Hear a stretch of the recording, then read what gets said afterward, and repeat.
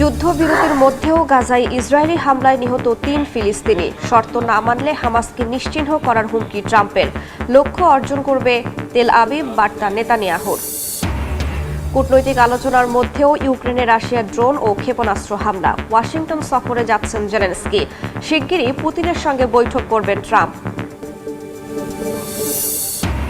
সংঘাতের কারণে মিয়ানমার জুড়ে একসঙ্গে নির্বাচন সম্ভব নয়, জান্তা প্রধানের স্বীকারোক্তি। গ্রহণযোগ্যতা নিয়ে সংশয় ইইউর, নেই পর্যবেক্ষক পাঠানোর পরিকল্পনা। ভেনেজুয়েলায় ট্রাম্পের গোয়েন্দা অভিযানের অনুমোদনে তীব্র উত্তেজনা। কোনো অভ্যুত্থান হবে না, হুঁশিয়ারি মাদুরোর।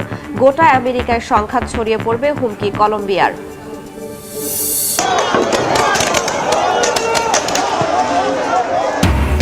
এবার জেনজির বিক্ষোভে উত্তাল লাতিন আমেরিকার দেশ পেরু।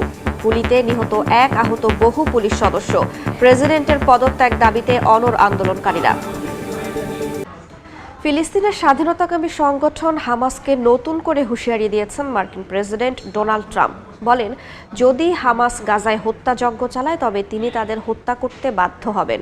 এদিকে যুদ্ধবিরতি ভেঙে গেলে হামাসকে পরাস্ত করার পরিকল্পনা প্রস্তুত করতে নির্দেশ দিয়েছেন ইসরায়েলের প্রতিরক্ষামন্ত্রী।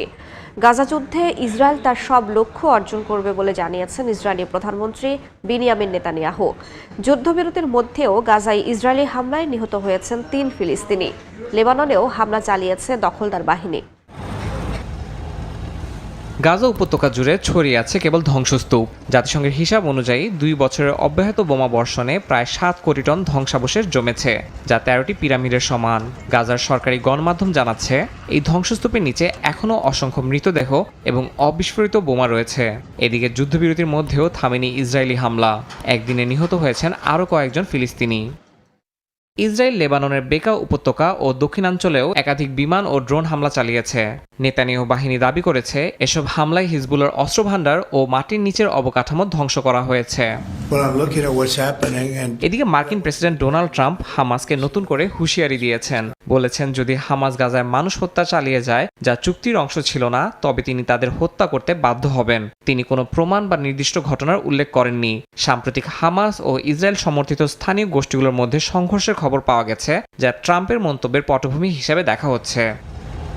অন্যদিকে যুদ্ধবিরতি ভেঙে হামাসকে পরাস্ত করার জন্য একটি সমন্বিত সামরিক পরিকল্পনা প্রস্তুত করতে নির্দেশ দিয়েছেন ইসরায়েলি প্রতিরক্ষা মন্ত্রী। এছাড়া প্রধানমন্ত্রী নেতানিয়াহু এক অনুষ্ঠানে বলেছেন, গাজার যুদ্ধে ইসরায়েল তার সব লক্ষ্য অর্জন করবে। কেউ ইসরায়েলের বিরুদ্ধে হাত তুললে তাকে কঠিন মূল্য দিতে হবে বলেও জানান তিনি। বিশ্লেষকদের মতে এসব বক্তব্য দ্বারা ইসরায়েল এখনও পূর্ণমাত্রার সামরিক প্রস্তুতি নিচ্ছে বলে ধারণা করা হচ্ছে।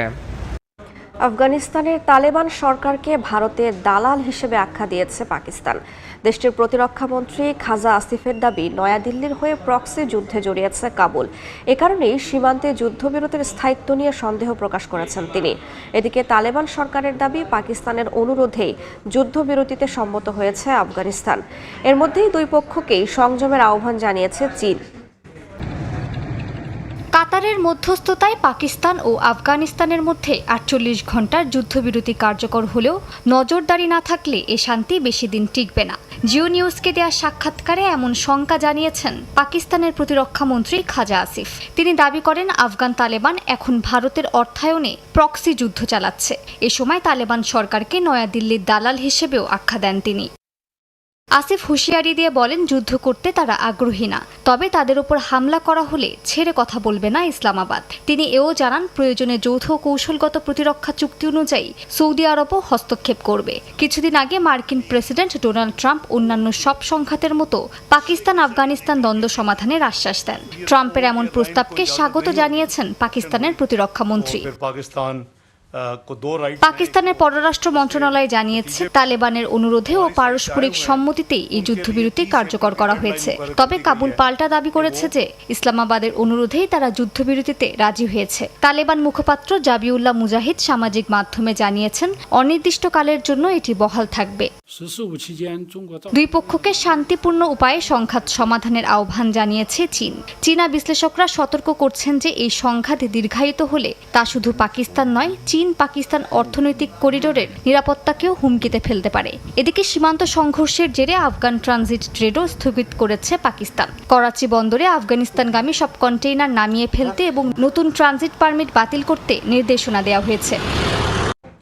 আগামী 2 সপ্তাহের মধ্যে রুশ প্রেসিডেন্ট ভ্লাদিমির পুতিনের সঙ্গে বৈঠকে বসতে যাচ্ছেন মার্কিন প্রেসিডেন্ট ডোনাল্ড ট্রাম্প। স্থানীয় সময় বৃহস্পতিবার পুতিনের সঙ্গে ফোনালাপের পর তিনি জানান শিগগিরই দুই নেতা হাঙ্গেরিতে বৈঠকে বসবেন। এদিকে শুক্রবার প্রেসিডেন্ট ট্রাম্পের সঙ্গে বৈঠকে বসবেন ইউক্রেনের প্রেসিডেন্ট ভলোদিমির জেলেনস্কি। যুক্তরাষ্ট্রের কাছে টমাহক ক্রুজ মিসাইলের অনুরোধ করবেন বলে ধারণা করা হচ্ছে। কূটনৈতিক আলোচনার মধ্যেও ইউক্রেনে অব্যাহত রয়েছে রাশিয়ার ড্রোন ও ক্ষেপণাস্ত্র হামলা।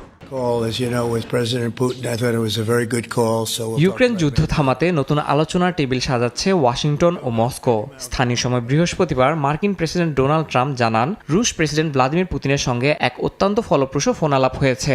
এরপর ঘোষণা দেন শিগগিরই হাঙ্গেরিতে রুশ প্রেসিডেন্টের সঙ্গে বৈঠকে বসবেন তিনি। ফোনালাপের পর ক্রেমলিনের এক সহকারী জানিয়েছেন ফোনালাপটি ইতিবাচক ছিল এবং পরবর্তী পদক্ষেপগুলো পরিষ্কারভাবে নির্ধারিত হয়েছে। আগামী সপ্তাহে দুই দেশের পররাষ্ট্রমন্ত্রী উচ্চ পর্যায়ের আলোচনা শুরু করবেন বলেও জানানো হয়েছে। 3 বছরের বেশি সময় ধরে চলা যুদ্ধের মধ্যে এমন উচ্চ পর্যায়ের বৈঠককে বিশ্লেষকরা দেখছেন সম্ভাবনার জানালা হিসাবে। এরই মধ্যে ওয়াশিংটনে পৌঁছেছেন ইউক্রেনের প্রেসিডেন্ট ভলোদিমির জেলেনস্কি। স্থানীয় সময় শুক্রবার প্রেসিডেন্ট ট্রাম্পের সঙ্গে বৈঠকে বসবেন তিনি। ধারণা করা হচ্ছে জেলেনস্কি যুক্তরাষ্ট্রের কাছে রাশিয়ার বিরুদ্ধে লড়াইয়ে টমাহক ক্রুজ মিসাইল চেয়ে অনুরোধ করবেন। ট্রাম্প আগেই ইঙ্গিত দিয়েছেন যে তিনি বিষয়টি বিবেচনা করছেন, যা কূটনৈতিক আলোচনার পাশাপাশি সামরিক সহায়তার নতুন বার্তা বহন করছে বলে মত বিশ্লেষকদের। কূটনৈতিক আলোচনা চললেও থেমে নেই যুদ্ধক্ষেত্রে হামলা। ইউক্রেন জুড়ে 300টির বেশি ড্রোন ও 37টি ক্ষেপণাস্ত্র ছুড়েছে রাশিয়া। সুমি ও খার্কিভ সহ বিভিন্ন এলাকায় রাতভর হামলায় বিদ্যুৎ বিভ্রাট দেখা দিয়েছে অঞ্চলগুলোতে। ইউক্রেনের বিমান বাহিনী জানায় 250-র বেশি ড্রোন ও 5টি ক্ষেপণাস্ত্র ভূপাতিত করা সম্ভব হলেও অন্তত 51টি আঘাত হেনেছে সরাসরি লক্ষ্যবস্তুতে। রক্ষা পায়নি গ্যাস কাঠামো। চলতি মাসে এই 6টি বড় হামলায় ইউক্রেনের স্থাপনাগুলো ক্ষতিগ্রস্ত হয়েছে।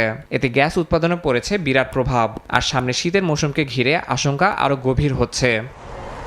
মিয়ানমারের আসন্ন নির্বাচনের গ্রহণযোগ্যতা নিয়ে সংশয় প্রকাশ করেছে ইউরোপীয় ইউনিয়ন। ইইউর মানবাধিকার বিষয়ক সংস্থার বিশেষ প্রতিনিধি বলেন নির্বাচনে পর্যবেক্ষক পাঠানোর কোনো পরিকল্পনা নেই তাদের। দেশটিতে অবাধ ও সুষ্ঠু নির্বাচনের জন্য প্রয়োজনীয় শর্ত পূরণ হয়নি বলেও জানিয়েছে সংস্থাটি। এদিকে চলমান সংঘাতের কারণে মিয়ানমার জুড়ে একসঙ্গে ভোট আয়োজন সম্ভব নয় বলে স্বীকার করেছেন জান্তা প্রধান। অভ্যুত্থানের পর গণতান্ত্রিক ধারায় ফেরার সুযোগ তৈরি হলেও দেশটিতে এখনও চলছে বিদ্রোহী গোষ্ঠী ও সেনাদের সংঘর্ষ। 2021 সালে সেনা অভ্যুত্থানের পর থেকে উত্তপ্ত মিয়ানমার। শান ও কাচিন রাজ্যে ফের বিদ্রোহী গোষ্ঠীগুলোর সঙ্গে জান্তা সেনাদের সংঘাত হয়েছে। এ সময় ড্রোন, বিমান ও ভারী অস্ত্র দিয়ে বিদ্রোহীদের অবস্থান লক্ষ্য করে হামলা চালায় সেনারা। গুরুত্বপূর্ণ সংযোগ সড়ক মান্দালাই এলাকার পাউথাও জংশন পুনরায় দখলে নেয়ারও দাবি করেছে সামরিক বাহিনী। এর আগে এই জংশনটি Ta'ang National Liberation Army TNLA এর নিয়ন্ত্রণে ছিল। এমন সংঘাতময় পরিস্থিতিতে মিয়ানমার জুড়ে নির্বাচন আয়োজন করা সম্ভব নয় বলে জানিয়েছেন সেনাপ্রধান মিন অং হ্লাইং। দেশটির রাষ্ট্রীয় টেলিভিশনে দেয়া এক ভাষণে একথা বলেন তিনি। চলমান সংঘাত ও দেশের বিভিন্ন অঞ্চলের নিয়ন্ত্রণ বিদ্রোহীদের কাছে চলে যাওয়ায় সব এলাকায় সরকারের পক্ষে আদমশুমারি পরিচালনা করা সম্ভব হবে না বলে আগেই ধারণা করেছিলেন সংশ্লিষ্টরা।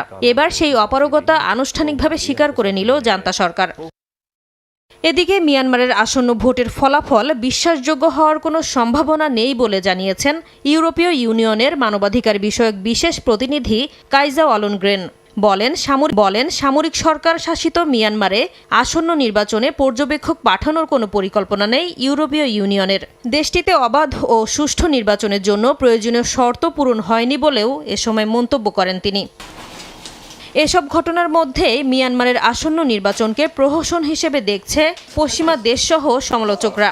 যে কোনো উপায়ে নির্বাচন আয়োজন করে জান্তা সরকারের শাসনকে বৈধতা দেওয়ার উদ্দেশ্যেই এ আয়োজন বলে মনে করছেন রাজনৈতিক বিশ্লেষকরা। ওয়াশিংটন কারাকাসের চলমান উত্তেজনার মধ্যে ভেনেজুয়েলায় CIA-র গোপন অভিযানের অনুমোদন দিলেন মার্কিন প্রেসিডেন্ট। একই সঙ্গে দেশটিতে স্থল অভিযানের সিদ্ধান্ত বিবেচনা করছেন বলেও জানান ডোনাল্ড ট্রাম্প।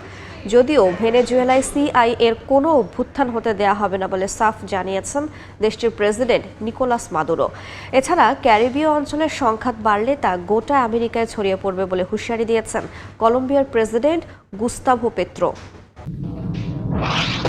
মাদক বিরোধী অভিযানের নামে ভেনেজুয়েলা উপকূলে নিজেদের ঘাঁটি শক্ত করছে যুক্তরাষ্ট্র। মোতায়েন করেছে যুদ্ধ জাহাজ সহ অত্যাধুনিক সব অস্ত্র এবং বাহিনী। ৩ সপ্তাহ ধরে মাদকবাহী নৌকায় অভিযানের দাবি করে বিমান হামলাও চালিয়েছে ট্রাম্প প্রশাসন। এতে নিহত হয়েছেন বেশ কয়েকজন। ওয়াশিংটনের দাবি, মাদক পরিবহন করা এসব নৌযানে হামলার ফলে রক্ষা পেয়েছে হাজার হাজার মার্কিন নাগরিকের জীবন। এরই মধ্যে এবার নতুন মাত্রায় অভিযানের কথা প্রকাশ্যে আনলেন ডোনাল্ড ট্রাম্প। হোয়াইট হাউসে এক সংবাদ সম্মেলনে তিনি স্বীকার করলেন, ভেনেজুয়েলায় মার্কিন গোয়েন্দা সংস্থা সিআইএ এর গোপন অভিযানের অনুমোদন দিয়েছেন তিনি। একই সঙ্গে দেশটিতে স্থল অভিযানের সিদ্ধান্ত বিবেচনা করছেন বলেও জানান ট্রাম্প।